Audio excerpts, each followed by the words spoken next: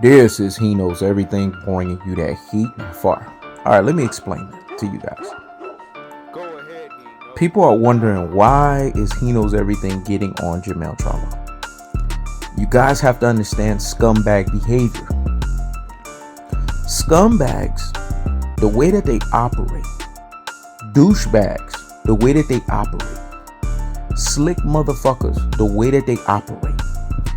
Guys that are fence straddlers, the way that they operate. Guys that talk too sideways out of their mouths, the way that they operate. Guys that are 50-50, the way that they operate. They're always looking, they're always peeking in the shadows. They're always looking for their opportunity to mess somebody's situation up. Fall into the ranks where somebody is not there. They're always looking to get the scraps. This is how they operate at their truest and their most properest levels. Let me say it again. They're always looking to get the scraps. This is how they operate at their truest and their most properest levels. So do you think it's surprising that Jermell Charlo, the weakest link? And when we say the weakest link, you have to understand Jermell Charlo's footwork, although he technically does have better footwork than Canelo Alvarez, although he is technically a better boxer than Canelo Alvarez, although he is technically faster than Canelo Alvarez, he's not stronger than Canelo Alvarez. He's not more, how should I say this, built to handle punishment as much as Canelo Alvarez. In terms of both guys and how both guys built, both guys' weight class, both guys is in terms of punch resistance, and both guys in terms of sustainment. We've seen Canelo Alvarez go tooth and nail with Triple G when Triple G still had power. Jermell Charlo has not fought anyone as powerful from a power standpoint than Triple G. Now people are going to say, well, he spars with Errol the True Spence. If Errol the True Spence went 1,000% in the sparring against Jermell Charlo, he would break him. Let me say it again. If Errol the True Spence went 1,000% in sparring with Jermell Charlo, he would literally break Jermell Charlo. Errol the True Spence can't go 1,000%. If you heard, and see, this is how I can show you proof. Derrick James said he only spar 4 rounds. If they spar 12 fucking rounds, Errol the True Spence will break this guy. This guy wouldn't even have a boxing career. This is how too big, too durable, and too tough Errol the True Spence is.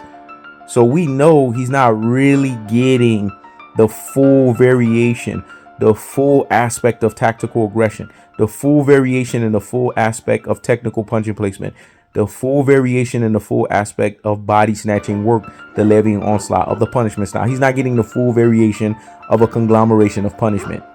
He's getting a snippet.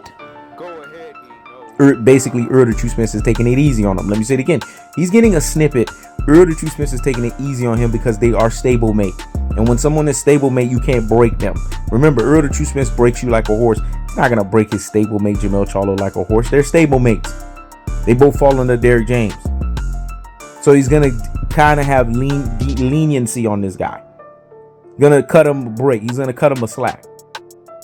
But Canelo Alvarez has proven that he has gone tooth and nail in the Miguel Cotto fight. Miguel Cotto is way stronger than Jermell Charlo. And I've seen Canelo Alvarez eat fucking punches from Miguel Cotto. I've seen Canelo Alvarez take shots from Shane Mosley. And Shane Mosley is not no light puncher. So when it's all said and done, the namesakes that Canelo Alvarez has been in, because I'm not a hater, and I'm the biggest staunch criticizer of Canelo Alvarez. His career is smoke and mirrors. But there's no way that there's a 3-fight deal that's presented in front of me that Canelo has signed.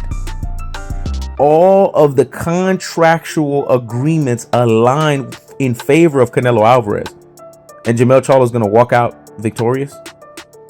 When we know the behavior behind Jermell Charlo taking on this fight is all because he wants to shit on his brother. All because he doesn't want his brother to shine. When something belongs to someone else, you have to leave it for that someone else. Let me say it again. When something belongs to someone else, you have to leave it for someone else. it always takes boxing fans years to get the message. Right now, you guys can't get the message because it is a diametrically opposed message from what you all are conventionally thinking. You're thinking this is a great fight. This is not a great fight. This does not advance the sport of boxing. When Canelo Alvarez gets Canelo Alvarez terms, the sport of boxing does not advance. Let me say it again. When Canelo Alvarez gets Canelo Alvarez terms, the sport of boxing doesn't advance. What it does is it re-ingratiates an issue with the sport. It re-ingratiates the bad boxing fanship with the sport.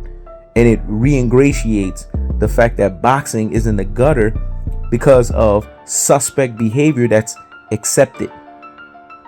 So when it's all said and done, this whole thing that Jermell Charlo is doing is not advancing the sport, and he is not daring to be great. You have actual content creators saying that he will be number one pound for pound. How are you number one pound for pound fighting a guy who's already been exposed in Canelo Alvarez? How do you get that? Canelo Alvarez already lost. It's not the best fight. This is some dare to be stupid nonsense.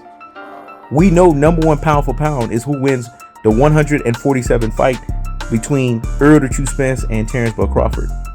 Because it's two undefeated guys. It's for all of the marbles. There's never been a welterweight that was undisputed. So Errol the True Spence is doing history beyond history beyond history. So how does he get usurped for number one pound for pound? Please explain that to me. Brain full of mush, brainwashed dodo head. Actual content creators are saying this dumb shit. Please explain it to me, you classic dodo and troglodyte, how this happens. How you automatically usurp Jermell Charlo over Errol the True Spence. That shit doesn't make sense. You ultra fanboy with the ultra fanboy rhetoric. It makes absolutely no fucking sense. But this is the problem. Just like Jermell Charlo versus Canelo Alvarez makes no sense. Most boxing community fan bases or boxing community fans, they make absolutely no fucking sense. So when it's all said and done, who's the fundamental problem? Jermell Charlo? His scumbag behavior? His douchebag behavior? His fence straddling behavior? Or the fence straddlers, i.e. content creators? The fence straddlers, i.e. boxing fans? The fence straddlers, i.e. those who accept the slick, shady, motherfucking comings and goings of this fight that smells and reeks like Paid to Lose and Nosedive Affair. I want y'all to really sit back and think about this for a second. And when you think about it, if you actually have neuron receptors that's clicking on all cylinders, if you actually have a cerebellum, if you actually have a medulla oblongata, if you actually have what's called a corpus callosum, then come holla at me. I keeps the foot on the wood on the nicks. I keeps the foot on the wood on the nicks. This is HeKnowsEverything. Check it out.